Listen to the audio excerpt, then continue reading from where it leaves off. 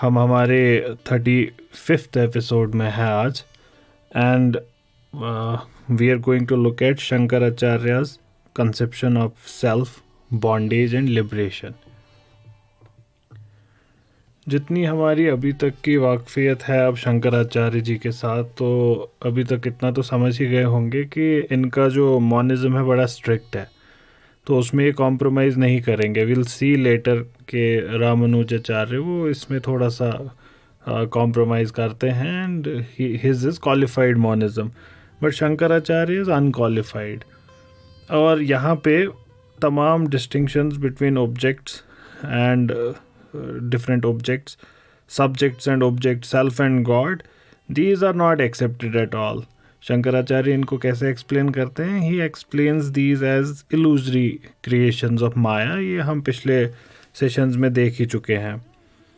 And he would keep on to this unqualified monism and take it to its logical conclusions in every way possible. And this would also include when there is monism, there is only one. Now we know of soul and God. Shankaracharya would not hesitate in saying that these two are not two, these are one. And this is what he believes is taught by Upanishads as well. He would say कि उपनिषद में भी यही बार बार हमको बताया गया है. But what do we do with this common conception? We can see our body. We are composed of the body. We feel that we have a soul.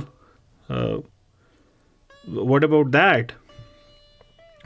See, the body that we see, it's like any other object for Shankaracharya. He would say कि ये illusory है, माया की creation है ये. और जब आप इस चीज़ को realize करोगे तो वो reality आप पे it would dawn upon you that the soul is nothing other than God itself. तो बहुत ही मशहूर saying है उपनिषदिक, most probably तत्त्वम असि, that thou art, which according to Shankaracharya is proving what he wants to say, that there is an unqualified identity between soul and God, that thou art.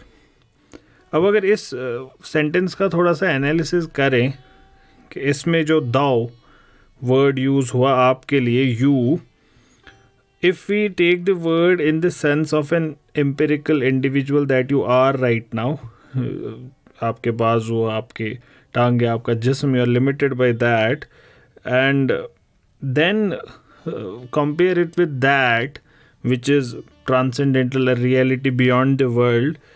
How can these two be same? There is clear difference. हम देख रहे हैं सामने के इन दोनों में difference है.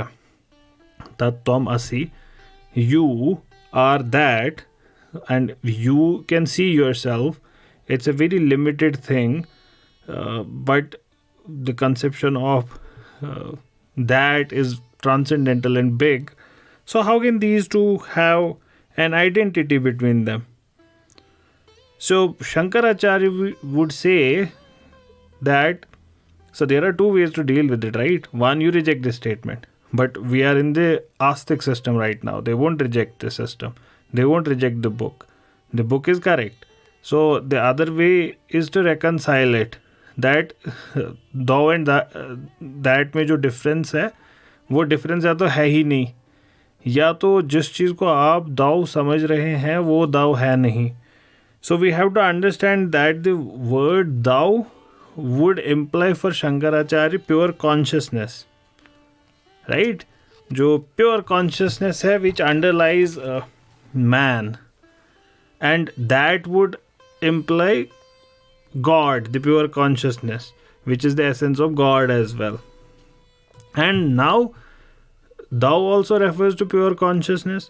That also refers to pure consciousness. Now this sentence would make sense. Pure consciousness is pure consciousness. Of course it is. So tattvam asi. And this is one of the central themes of Vedanta. Right?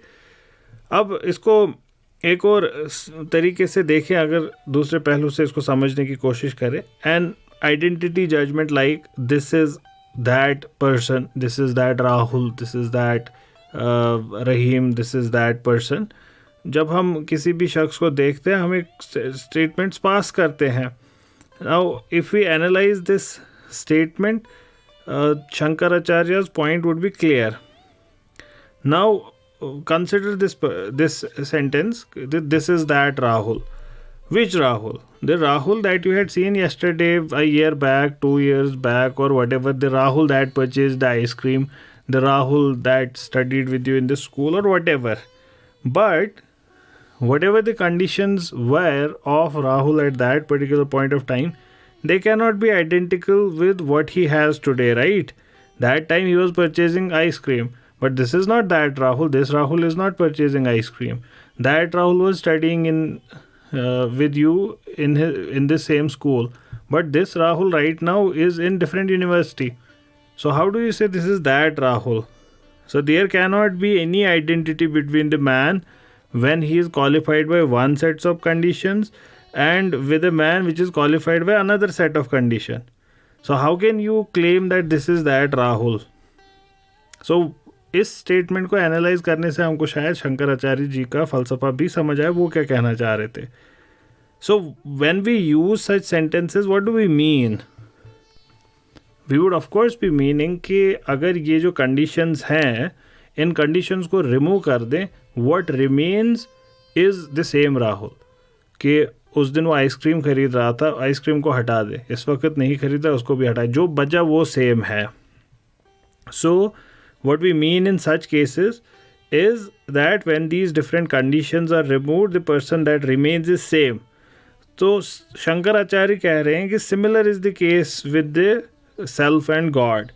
जब हम self से सारी conditions हटाएंगे, जब हम सारी जो limitations इस पे apply की गई हैं, which differentiated from pure consciousness, and when we understand God as well, what is God, we would see that both of these are identical.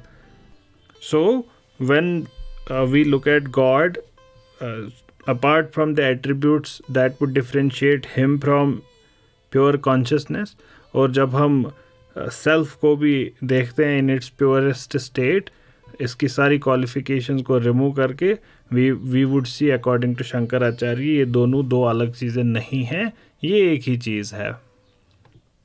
अब ये आइडेंटिटी वैसे नहीं है जैसे दो एप्पल्स हैं and you would say this is also an apple, that's also an apple. No, ये real identity है. दैट मीन्स वो हैं ही असल में एक ही, मतलब वो सिमिलर नहीं है. They are one thing which appear as different. So this is very important to understand. So what does that mean? That means the soul is God itself. It is the supreme Brahman, the self-luminous infinite consciousness. आप इसको आप वो क्या कहते हैं from योग और from the Sankhya perspective भी देख सकते हैं कि why would the soul not know it. खैर, ये जो soul है it appears limited, it appears finite, and you know how Shankaracharya would explain that now. It's a product of ignorance. That you do not realize its full potential, or it does not realize its own full potential. The ignorance created by Maya. That's how he would explain it. Rebirth का भी concept यहाँ पे बहुत similar है. So the body is not composed simply of जिसको हम देख पाते हैं, जिसको हम perceive करते हैं. ये जो gross perceptible body है, इसके अलावा एक subtle body भी exist करती है behind it, composed of senses, the motor organs, इनको मिलाकर इंद्रियां कहेंगे हम, और फिर प्राण, the vital elements, and अंतःकरण, the internal mechanism of knowledge. और डेथ पे जो आपकी ये ग्रॉस बॉडी है, जो फिजिकल बॉडी है, इसी की डेथ होती है. This subtle body does not die, that continues. It continues to move on and migrate to the next gross body. And all of these bodies, these are product of the same Maya once again. So ये cycle ऐसे continue होता रहेगा. अब ये जो soul है ये erroneously खुद को गलती से एसोसिएट करती है with the body which is gross, while it is itself not so.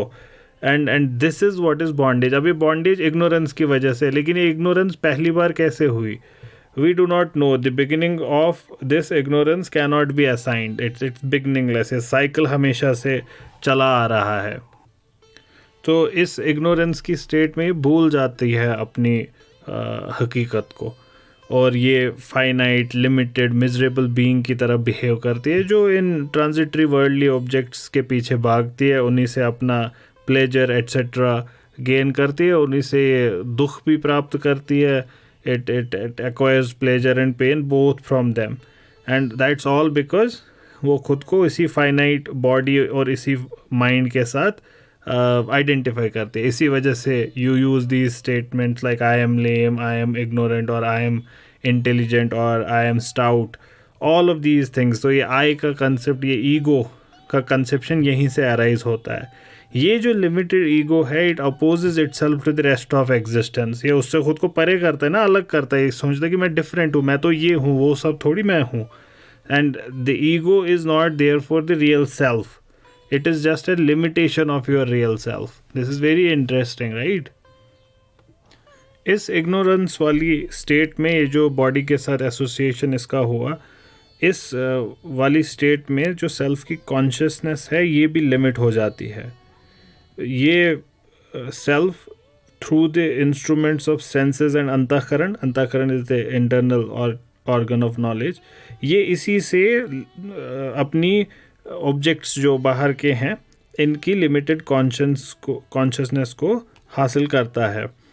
So this empirical finite knowledge of objects outside, इनका जो नॉलेज है, it can be of two kinds, immediate and mediate. अब immediate knowledge external objects का ये कब arise होता है? जब किसी भी सेंस के through the antahkarana flows out to the object and it's modified in the form of that object, and that's how you come to know about the object outside. अब ये जो इमीडिएट नॉलेज है, इसको प्रत्यक्ष कहेंगे. ये हमने बाकी स्कूल्स में भी देखा है, परसेप्शन. अद्वैत वेदांत वाले इसके अलावा 5 और मीडिएट नॉलेज को मानते हैं. ये तो इमीडिएट हुआ, इसमें कोई मीडियम नहीं है. तो मीडिएट वो मानते हैं 5: inference anumana, testimony which is shabda, comparison that is upamana, postulation arthapatti, non cognition anupalabdhi. These must be ringing a bell now. ये हमने कुमारिल भट्ट के स्कूल में देखा था, मीमांसा के. एंड अद्वैत वेदांत वाले उनके साथ लगभग एग्री करते हैं. आप वो भट्ट वाला, कुमारिल भट्ट वाला स्कूल, मीमांसा वाली वीडियोस को देख लीजिएगा, वहाँ पे बड़े डिटेल में डिस्कस हुए हैं. यहाँ पे रिपीट करने की ज़रूरत नहीं है, सेम है. ये जो अब अनक्वालिफाइड सेल्फ है, इसको समझने के लिए the metaphor of sleep is quite helpful. इससे काफ़ी आसानी से काफ़ी हद तक समझ आ जाता है कि कहना क्या चाह रहे हैं, क्योंकि ये हमारे एक्सपीरियंस में, नींद तो हमारे एक्सपीरियंस में सब लोग सोते ही हैं. जब एक इंसान जागा हुआ होता है, when he is awake, so he would identify himself with the gross body, right, and also these internal sensations that we have, external organs, ये तमाम चीज़ों के साथ हम खुद को वाबस्ता करेंगे. लेकिन जब आप सो रहे होंगे, तब आप ये ग्रॉस बॉडी के साथ नहीं करेंगे अपनी कॉन्शियसनेस को. मतलब उस वक्त आप इस ग्रॉस बॉडी के साथ डील नहीं कर रहे. उस वक्त आप, you are still conscious of objects that arise from the memory, perceptions, impressions.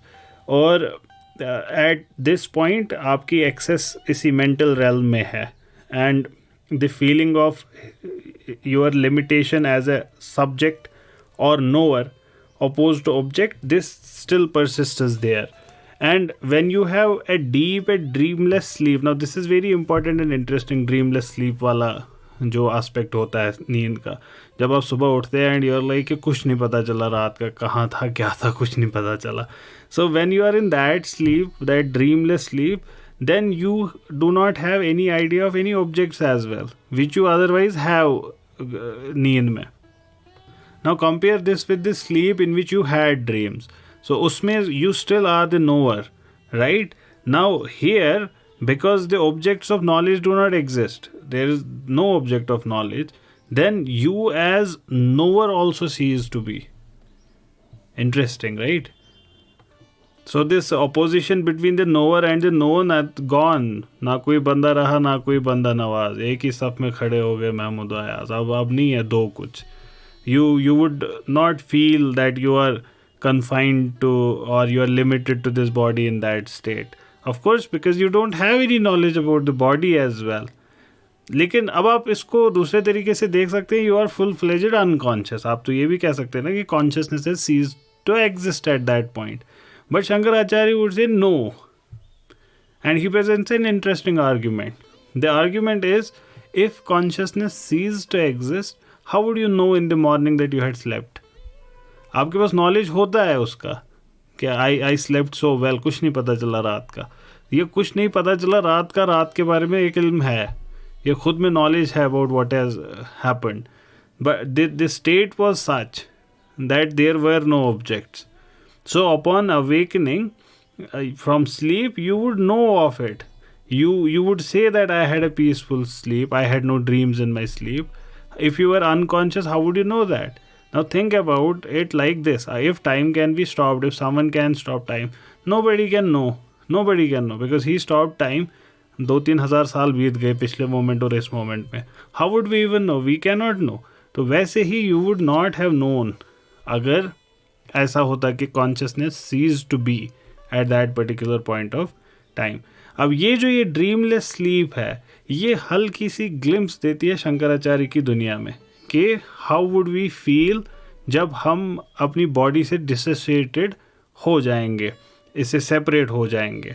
और फिर हमको पता चलता है कि सोल अपनी इंट्रिंसिक स्टेट में फाइनाइट नहीं है, मिजरेबल नहीं है the way we find our selves as surrounded by dukh. And when it separates from every object it is associated with, the feeling of aham also goes. This also ये जो ego है, this also goes. ये सब, this, that, etc., all of this is gone. And then it feels अपना जो real इसकी essence है, ये उसको feel करती है. And there it would realize that it is unlimited consciousness and bliss. अब ये जो हमने अभी तक सेल्फ का कंसेप्शन देखा, this is more of a commentary on the religious text कि रिलीजियस टेक्स्ट कहता क्या है. But what are we are doing philosophy. तो जो शंकराचार्य का स्कूल है वो भी इसके लिए आर्ग्यूमेंट्स देते हैं. एंड दे वुड आर्ग्यू कि लॉजिकल एनालिसिस अगर हम अपने ऑर्डिनरी एक्सपीरियंस की करें, so we would reach the same conclusion कि ये ऐसा नहीं है कि महज because the scripture says it we are saying it. No, these things can be proven logically as well. तो इनमें से कुछ एक आर्ग्यूमेंट्स की हम भी बात करते हैं. अब ऑन द ऑनसेट पहले ये समझने की ज़रूरत है कि एग्जिस्टेंस ऑफ सेल्फ पे ज़्यादा बात करने की ज़रूरत शंकराचार्य को नहीं है. एंड ही वुड से कि सेल्फ इज़ सेल्फ मैनिफेस्ट. ये सबको पता ही है, इसको प्रूव करने की फर्दर ज़रूरत नहीं है. And makes sense as well. Like no one says कि I do not exist. Everyone is like जो भी कोई भी बात करेगा तो they exist. Even Descartes was sure. Descartes was unsure about everything else. He was unsure about his senses. He was even unsure about akal, that anything can be doubted. But then he would say कि this cannot be doubted, that I doubt. I exist as a doubting being. तो ये जो खुद की existence है इसको बड़े detail में हमने डिस्कस किया है रेपोजिटरी में. If you see Descartes and consciousness, बहुत ही खूबसूरत सेशन है वो, आप उसको प्लीज़ सुने. We would have a detailed analysis of that as well when we do a separate series on modern western philosophy as well. तो शंकराचार्य भी यही कहते हैं कि कोई ऐसा आज तक नहीं मिला जो ये कहेगा कि I am not. Everyone is like I am. However, the question is कि ये जो आई है इसके कैरेक्टरिस्टिक्स पे बहस है कि what is it exactly referring to, and इसकी एनालिसिस करनी पड़ेगी. We would have to do some reasoning etc. to find out. And one of the methods of enquiries that can be used is analysis of language. Language की analysis कर सकते हैं. अगर आपको याद हो, जब हम चारवाक के यहाँ थे उन्होंने भी ऐसा ही किया. एंड दे वुड से कि I refers to this body. And because you say, for example, I am fat. Now this fatness is an attribute of the body. So I refers to body, they would say.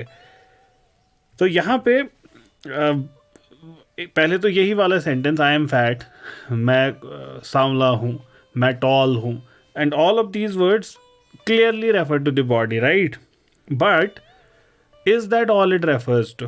Do we not use sometimes sentences like I am blind? तो ऐसे मौक़ों पे it refers to senses. Sometimes it refers to your motor organs. मैं लंगड़ा हूँ, I'm lame, all of these things. But it also refers to your inner states as well. जैसे I'm intelligent, I'm dull. तो this is not body बाहर की at least तो नहीं है. And then it also refers to consciousness. For example, I do not know और I know, both these terms. Now which of these has to be taken as the real essence of self? Charvaka ने इनमें से एक ही को लिया, बाकी सबको ignore किया. But what do we do about others? That's a question we have to deal with. अब ये काम करे कैसे? हाउ वुड वी डिटरमिन कि विच of these is I referring to? Now we will have to go back to Shankaracharya's original conception of reality. हमने देखा जो reality का कंसेप्ट है, दैट विच परसिस्ट्स, वो रियल है. सबसे ज़्यादा रियल वो है जो हमेशा परसिस्ट करेगा. जैसे मिट्टी से आप बर्तन बनाते हैं, you can make a cup, you can make a glass, you can make a jug, you can make a pot, and all of these are modifications of clay. So clay is more real than all of these things. Now clay would itself be a subset of say matter. ऐसे करते करते जाएंगे, so we would have the largest group of being. Being is universal, होना. And this is kind of reminds me of Hegel as well, कि वो भी ऐसी ही कुछ बात कहेंगे कि होना सबसे ज़्यादा ये है, all pervasive है. So the reality or the essence of a thing is what persists in all of its states. तो अगर हम इस टूल को अप्लाई करें यहाँ पे और हम देखेंगे क्या परसिस्ट करता है तमाम चीज़ों में, we might be able to reach what is actually I referring to. Now हमारे पास बॉडी है, हमारे पास सेंस है, माइंड है, ये तमाम चीज़ें हमारे कैंडिडेट्स हैं जिस पे हमने ये आई का यूज़ किया. एंड शंकराचार्य आर्ग्यूज़ और देयर स्कूल आर्ग्यूज़ कि जब हम इसकी एनालिसिस करेंगे we realise it is consciousness जो कांस्टेंट है. बट हाउ जब आई एम फैट हम बोल रहे हैं उस वक्त कहाँ से आई कॉन्शियसनेस? ये तो बॉडी को एट्रीब्यूट हुआ.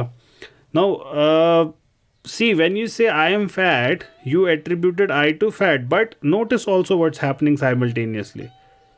You are conscious of the self as being fat, right? So the identification of the self with any of these, body, sense, mind, etc., means some form of consciousness.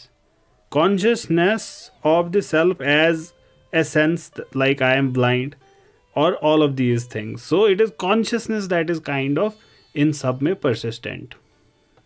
तो consciousness essence होगी तब finally in what ever form it में appear. और ये जो consciousness है किसी particular object की नहीं है, it is simple pure consciousness जो एसेंस है. और ये जो प्योर कॉन्शियसनेस है यही प्योर एग्जिस्टेंस भी है. क्यों? क्योंकि जो एग्जिस्टेंस है, existence also persists throughout all forms of consciousness. It doesn't go away, right? जब हमने स्लीप वगैरह की बात की थी, हमने पिछले सेशन में, नॉट दिस वन, हमने बात की थी कि your sleeping experience is contradicted by the real waking experience.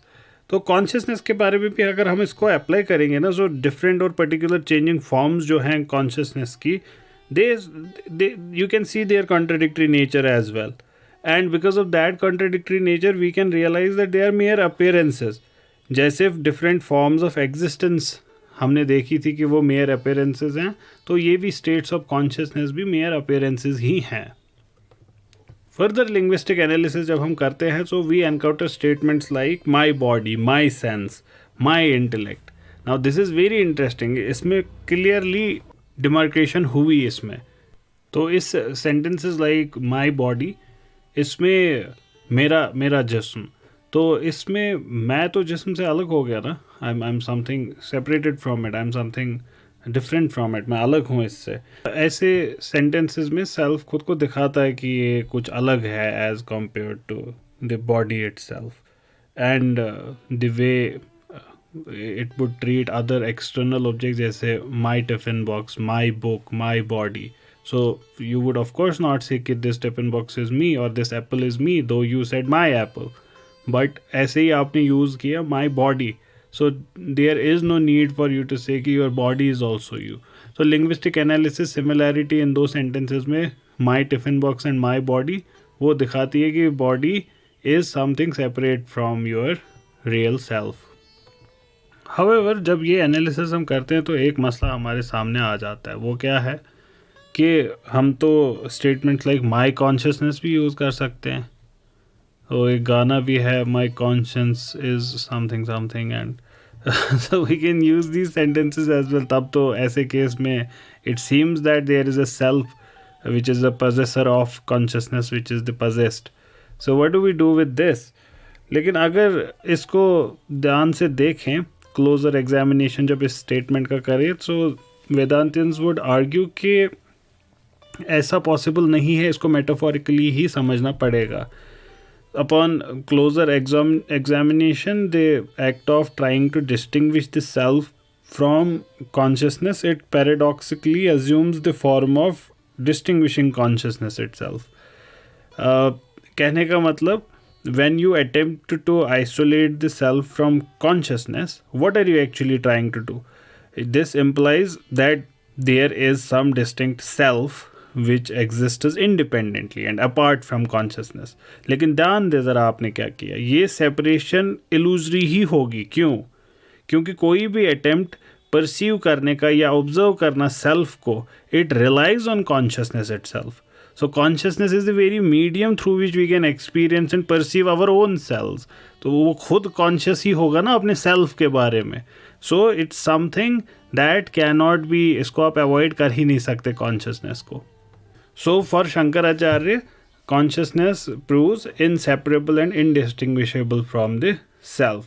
तो ये statements जो है my consciousness जैसे, इनको हम metaphorically ही लेंगे. अब एक और तरीका भी है ये समझने का कि self की जो essence है वो consciousness है. वापस अगर उन 3 स्टेट्स पे हम चले जाएं जो वेकिंग, ड्रीमिंग और स्लीपिंग विदाउट ड्रीम्स की स्टेट्स हैं, तो वहाँ पे what is that is persistent, वही कॉन्शियसनेस होगी ना. The essence of self would remain the same, it can not change through all of these processes. But what is that which is common between these states? जैसे पहली state है waking वाली state, इसमें consciousness है external objects की, right. अब जो दूसरी स्टेट है जिसमें आप ड्रीम देख रहे हैं, तो एक्सटर्नल ऑब्जेक्ट्स तो है नहीं, यू आर स्लीपिंग. तो what is the consciousness of internal objects are present, right. In the third state, where there is dreamless sleep, no objects appear, neither external nor internal. अब consciousness खुद भी उसका cessation नहीं हुआ, हमने बात की already. Otherwise if it would have cease to exist, then we would have no memory of it, but we have subsequent memory of it. So what does that mean? That something did persist. The persistent factor is consciousness itself, but not necessarily consciousness of some object, because the object does not exist in the third state. Now this again shows कि self की जो essence है ये pure consciousness है, not consciousness of something. There is no relationship with any object in pure consciousness. ये जो self है अपनी इंट्रिंसिक स्टेट में when it is isolated from all the objects, जैसे ये एक ड्रीमलेस स्लीप में होता है, it is found to be in a peaceful existence, it is found to have blissful existence. तो कॉन्शियसनेस इस स्टेट में it is ananda, it's bliss. और जब आप ये समझेंगे और अब आप बाकी 2 स्टेट्स ऑफ बीइंग ऑफ उनको भी समझने की कोशिश करेंगे, सो वी वुड सी कि इस because it is intrinsically bliss, तो some joy, some bliss would exist even in other 2 realms as well. Distorted होगा, म्यूटिलेटेड होगा, कम होगा, प्योर नहीं होगा, पर होगा in some form or the another. तो जो तमाम प्लेजरेबल चीज़ें हम सपने में या फिर इस बाहर की वेकफुल लाइफ में देखते हैं, so these are mere small टूटे फूटे मैनिफेस्टेशंस उसी रियल जॉय और ब्लिस के, which is the essence of self. और इसको सपोर्ट करने के लिए एक सपोर्टिंग आर्ग्यूमेंट भी दिया जा सकता है। For example, the self feels pleasure when it owns something, when it owns some property, and that is when it identifies them with his own self. So here we see it is self actually that is the ultimate source of all joy, and sorrow इसी का opposite है, where joy is related to acquiring fullness, sorrow is related to the lack of it or wanting something. जब आप इस सब से above rise करेंगे, when you rise above all of this, you attain infinite bliss, because finally essence ही उसकी उसी में ब्लिस था ऑलरेडी, तो self already has bliss in it. तो इसको अगर इस डिस्कशन को और आगे हम बढ़ाएं, certain other things are also clear. So we can say कि अब सेल्फ की जो एसेंस है वो कॉन्शियसनेस है एंड एग्जिस्टेंस है। बाहर की जो दुनिया है, द वर्ल्ड आउटसाइड, उसकी भी एसेंस एग्जिस्टेंस ही है। So turns out consciousness is also present in both, but it is patent in the former, the self, but it is concealed in the world outside. अब अगर ये जो self है और वर्ल्ड, अगर इसकी कॉमन बेसिस ना होती तो वर्ल्ड का नॉलेज भी पॉसिबल नहीं था। The knowledge of the world by the self would not be possible if there is no common basis between the two. And far less possible would be the identification of self with external objects. Impossible. So in conclusion, ये जो ब्रह्मन है, the infinite existence consciousness, यही वाहिद reality है which constitutes the self and the external world. Everything that there is Brahman. That's all. अब जो अगला मसला हमारे सामने आ जाता है वो ये है कि ये इनफाइनाइट फॉर्मलेस कॉन्शियसनेस ये कैसे पर्टिकुलर फॉर्म्स अज्यूम कर सकती है। बाहर की जो दुनिया है इसमें पर्टिकुलर ऑब्जेक्ट्स हैं, ये कैसे हुआ तब? How can pure existence appear as particular objects? Now that's a very interesting and important question. And consider this problem under the light of what we have been discussing beforehand as well. Ki whatever changes cannot be real, and this world of objects keeps on changing. So these changing phenomena cannot be regarded as real, yet they appear, right? We can experience them. इस apparent difficulty को, इस unintelligible phenomena को, इसको हल करने के लिए you have to admit the limitations of logical thought and you have to acknowledge a kind of a mysterious power जिसको through which this infinite self can limit itself. And that's where the Advait philosophers admit the conception of Maya. Maya is the principle of apparent limitation. That's the principle of apparent multiplication. And it is through this Maya that all of this, whatever is happening. And to be frank enough, it's actually not happening at all, but it's through Maya that we can conceive all of these things. And this Maya, we can look at it as in a collective as well as a distributive way. Collective मतलब as overall कैसे ये काम कर रहा है, and distributive मतलब एक एक फर्द में ये कैसे काम कर रहा है. हम इमेजिन कर सकते हैं जो ब्रह्मन है, the infinite pure consciousness, existence, bliss, ये तमाम चीज़ें, it limiting itself by this maya and then appearing as this universe of finite objects and selves. या फिर हम इसको डिस्ट्रीब्यूटिव वे में भी देख सकते हैं कि हर एक इंडिविजुअल सेल्फ जो है, it is labouring under the power of Maya and seeing in place of one multitude. एक की जगह इसको डिफरेंट ऑब्जेक्ट्स एंड सेल्स दिखते हैं इस माया की वजह से. अल्लामा इकबाल का एक शायर मुझे याद आ रहा है, दो कि that's in a different context. He says, जो एक था ए निगाह तूने हजार करके हमें दिखाया, यही अगर कैफियत है तेरी तो फिर किसे एतबार होगा. That's in a different context. That's a very beautiful poem. अगर आपको मौका मिले तो ज़माना आया है बेहिजाबी का, तो उसको पढ़े एक बार. I just love that poem. अब ये जो हमने दो तरीके से इसको देखा ना, from this distributive as well as the collective side. From the collective side the Brahman limiting itself into individual objects, and from the distributive side the individuals laboring under this power of Maya and seeing many in front where there is actually one.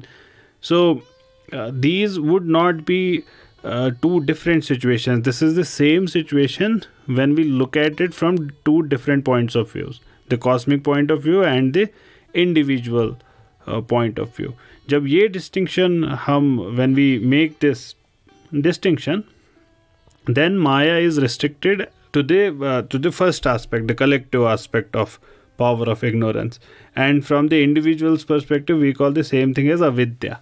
Now that brings us to the point where we can discuss the individual jeev and its bondage and liberation, but that we will do inshallah in the next session. I hope you enjoyed this session. Keep on listening to Sulkak's podcast. Assalamu alaikum.